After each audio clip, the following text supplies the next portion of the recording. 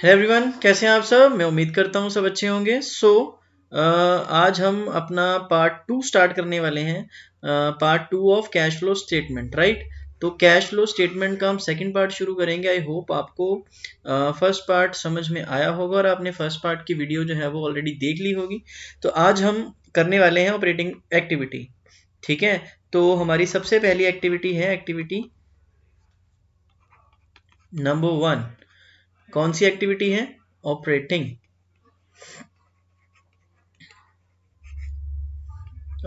Activity. जैसे कि मैंने आपको बताया, ऑपरेटिंग एक्टिविटी के हमारे दो हिस्से होते हैं, ठीक है। कौन कौन से? Number 1 direct method. इसके दो मेथड्स होते हैं। एक तो डायरेक्ट मेथड होता है जो कि डायरेक्ट होता है, सीधा, जिसमें हम ऑपरेटिंग एक्सपेंसेस को माइनस करते हैं, ऑपरेटिंग इनकम्स को प्लस करते हैं। और दूसरा हमारा मेथड होता है इनडायरेक्ट। कौन से वाला? इनडायरेक्ट मेथड, ठीक है। तो ये दो मेथड्स हैं जिनके ऊपर आप लोगों ने फोकस करना है। सॉरी, इनडायरेक्ट मेथड है जिसके ऊपर आपने फोकस करना है, ठीक है। डायरेक्ट मेथड जो है वो सिलेबस में नहीं है आपके क्लास 12th के, not in syllabus. So you will only focus on indirect method, not in syllabus. Okay, so हम फोकस करेंगे किसके ऊपर? इनडायरेक्ट मेथड के ऊपर, ठीक है। किसके ऊपर? Indirect method. तो इनडायरेक्ट मेथड का ना एक फॉर्मेट है जिसको आपने फॉलो करना है। तो मैं यहाँ पे आपको फॉर्मेट बना के दिखाऊंगा, वैसे मेरे पास बना पड़ा है, तो मैं इसका इंट्रोडक्शन पार्ट आपको समझा दूं। इनडायरेक्ट मेथड, जैसे कि मैंने आपको कल भी बताया था कि इनडायरेक्ट मेथड जो है एक वो मेथड है जिसमें हम सारे एक्सपेंसेस जो हैं ऑपरेटिंग, उनको माइनस रहने देंगे, कोई छेड़छाड़ नहीं करेंगे। सारी इनकम्स जो कि ऑपरेटिंग है उनको प्लस रहने देंगे, उनसे कोई छेड़छाड़ नहीं करनी, बिकॉज वो तो प्लस या माइनस होनी ही है। यहाँ पे हम एडजस्टमेंट करेंगे उन नॉन ऑपरेटिंग एक्सपेंसेस और नॉन ऑपरेटिंग इनकम्स की जो कि प्लस या माइनस हो चुकी हैं, जो नहीं होनी चाहिए। तो हम क्या कर देंगे उनको? माइनस एंड प्लस, मतलब जो पहले प्लस हो चुकी हैं वो माइनस होंगी, जो माइनस हो चुकी हैं पहले अब वो प्लस होंगी, राइट। तो हम इसको स्टार्ट करते हैं, राइट। तो ये क्वेश्चन जो है आपने स्टार्ट करना है हमेशा नेट प्रॉफिट से। Net profit as per statement of P&L, statement of profit and loss, ठीक है। जो प्रॉफिट एंड लॉस की स्टेटमेंट होती है बस आपने उसी से क्वेश्चन को स्टार्ट करना है। इसमें आपको 2 साल की बैलेंस शीट दी होगी, आपने फॉर्मूला यूज करना है इसमें, current year minus previous year, मतलब करंट ईयर का जितना भी बैलेंस होगा उसमें से हमने प्रीवियस ईयर का जो बैलेंस है वो माइनस कर देना है। याद रखना आपने, ये फॉर्मूला छोड़ना नहीं है पूरा चैप्टर। करंट ईयर में से माइनस कर देंगे प्रीवियस ईयर। 2 साल का आपको डाटा गिवन होगा तो आपने करंट ईयर में से प्रीवियस ईयर को लेस कर देना है। और net profit as per statement of profit and loss, या आपको सरप्लस भी लिखा हो सकता है, surplus as per statement of P&L, ठीक है। तो ये दोनों चीजें जो है वो हो सकती हैं, स्टेटमेंट ऑफ P&L।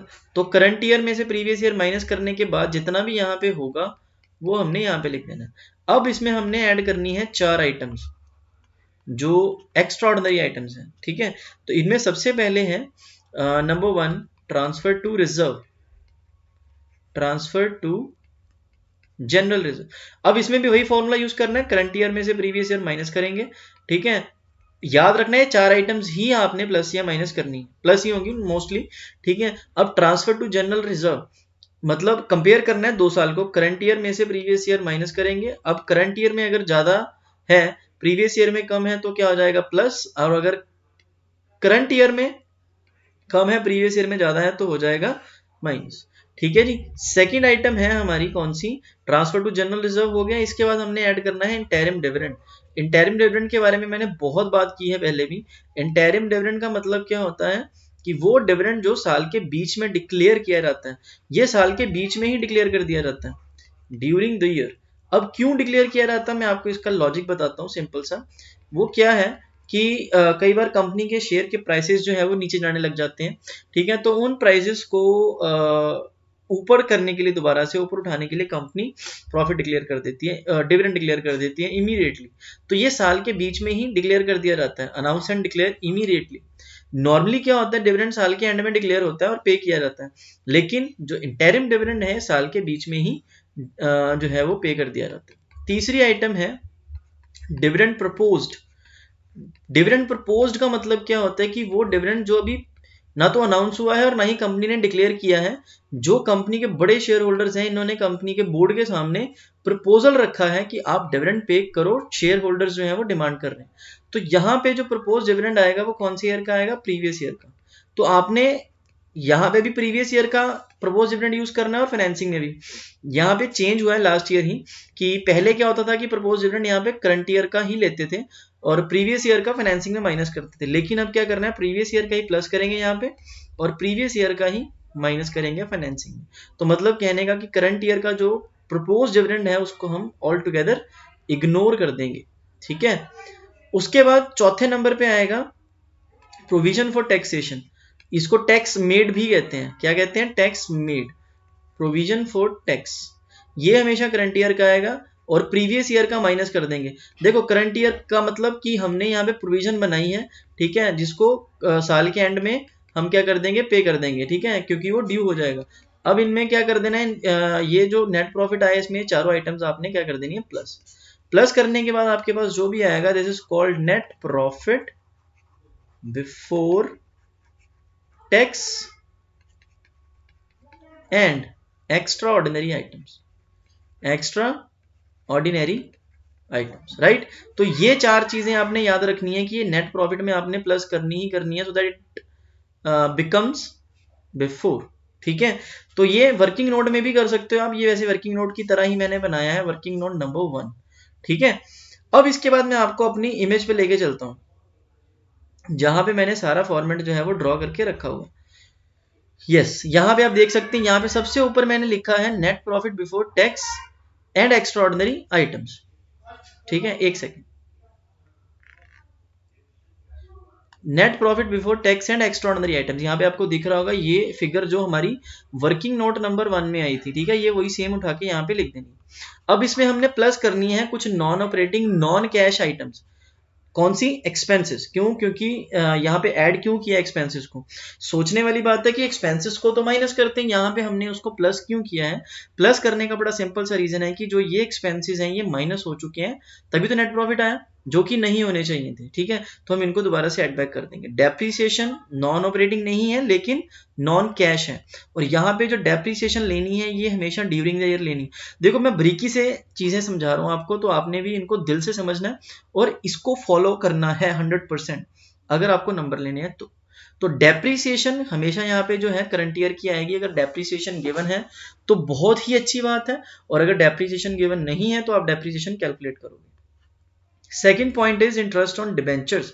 डिबेंचर्स का इंटरेस्ट जो है ये भी नॉन ऑपरेटिंग आइटम है, नॉन ऑपरेटिंग एक्सपेंस है, ठीक है। जितना भी परसेंटेज दिया होगा इंटरेस्ट का डिबेंचर्स के ऊपर, ठीक है, वो आपने कैलकुलेट कर देना। और ये हमेशा जो है मतलब बेसिकली जो है ये प्रीवियस ईयर के ऊपर ही कैलकुलेट किया जाता है। बाकी इसमें टर्म्स होती हैं, कुछ टर्म्स क्या होती हैं हम आगे जाके करेंगे कि डिबेंचर इशू किए या नहीं किए, डिबेंचर रिडीम किया या नहीं किए, वो कैसे होगा that I will let you know while we do the questions, right? Next is loss on sale of fixed assets। क्या फिक्स्ड एसेट का जो लॉस है ये ऑपरेटिंग एक्टिविटी का हिस्सा है? बिल्कुल भी नहीं है, क्योंकि हम फिक्स्ड एसेट्स को थोड़ा ना खरीद बेच रहे हैं। तो यहाँ पे जो लॉस है ये फिक्स्ड एसेट्स की सेल का, ये माइनस करा हमने operating activity, sorry net profit निकालते टाइम, तो इसको माइनस नहीं करना था, तो इसको हम दोबारा से क्या कर देंगे, एड बैक कर देंगे। Next is loss on sale of long term investments. जो लॉन्ग टर्म इन्वेस्टमेंट्स हैं उसकी सेल के ऊपर जो हमें लॉस हुआ, तो ये भी सेम वैसे ही है, लॉन्ग टर्म इन्वेस्टमेंट की सेल करने के ऊपर हमें जो लॉस हुआ, बिकॉज ये लॉस जो है ये हमारे प्रॉफिट का हिस्सा नहीं है, ठीक है, या ये नेट प्रॉफिट निकालते टाइम बिजनेस का हिस्सा नहीं माना जाता, इसलिए हम इसको क्या कर देंगे, बीच में से हटा दें, ठीक है। ये चार आइटम्स जितनी भी होंगी हमने इसको इसमें ऐड कर देना यहाँ पे, ठीक है। इसके बाद हमने कर देना लेस। लेस क्या करनी है, non operating incomes. Dividend income होगी, आपने कुछ इन्वेस्टमेंट की हुई है तो डिविडेंड इनकम आपकी यहाँ पे माइनस हो जाएगी। क्यों, क्योंकि आपने वहां पे नेट प्रॉफिट निकालते टाइम इसको ऐड कर दिया। फिक्स्ड एसेट्स की सेल पे हमें गेन हो गया, वो भी माइनस कर देंगे, बिकॉज ये प्रॉफिट का हिस्सा नहीं है, ये हमारी रेगुलर इनकम नहीं है। रेंटल इनकम मतलब आपके पास कोई प्रॉपर्टी पड़ी हुई थी, आपने उसको रेंट पे दे दिया, वहां से रेंटल इनकम आ रही है, ये भी आपकी रेगुलर इनकम नहीं है। और इंटरेस्ट आप इन्वेस्टमेंट्स के ऊपर रिसीव कर रहे हो, इसको भी माइनस कर देंगे, because investment is not our regular income, ठीक है, इंटरेस्ट ऑन इन्वेस्टमेंट, राइट। तो ये माइनस कर देंगे, माइनस करने के बाद हमारे पास ये चीज जो आएगी, this is called operating profit, this not net profit, right. ये ऑपरेटिंग प्रॉफिट है जिसको हमने कैलकुलेट किया है बिफोर वर्किंग कैपिटल चेंजेस। यहाँ पे बड़ा पॉइंट आएगा आपका वर्किंग कैपिटल चेंजेस का। तो वर्किंग कैपिटल चेंजेस का मतलब current assets minus current liabilities. मैं इसी वीडियो में आपको वर्किंग कैपिटल के बारे में भी समझाऊंगा, ठीक है। तो यहाँ पे आप सिंपल ये समझो कि जो ऐड करना है हमने, वो ऐड क्या करना है, करंट एसेट्स अगर कम हुई, एरो देखो, एरो नीचे की तरफ है ना, इसका मतलब कम होना, एरो ऊपर है तो इसका मतलब बढ़ना, याद रखना, ठीक है। तो करंट एसेट्स अगर कम हो रही हैं तो प्लस करेंगे, करंट लायबिलिटीज अगर बढ़ रही हैं तो भी प्लस करेंगे। रीजन क्या है, देखो करंट एसेट्स में हम मान लेते हैं ये है हमारे पास डेटर्स, ठीक है, ये है 2019 और ये है 2020।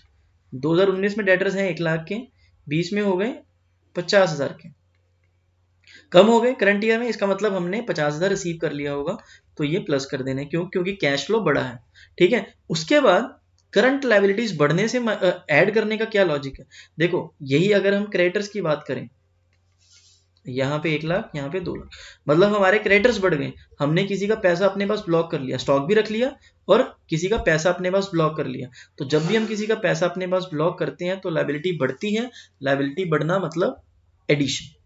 माइनस क्या करना, अगर करंट एसेट्स बढ़ रही हैं, जैसे कि हमने किसी का पैसा ब्लॉक किया, हमारा पैसा भी कोई ब्लॉक कर सकता है, तो हमारी करंट एसेट्स अगर बढ़ेंगी तो वो माइनस होंगी, करंट लायबिलिटीज कम होंगी, मतलब क्रेडिटर्स जो है 1 लाख के थे अब 50,000 के रह गए, कम होना मतलब पेमेंट कर दी गई है, तो कैश हमने पे कर दिया, तो बिजनेस में से कैश का क्या हुआ है, आउटफ्लो।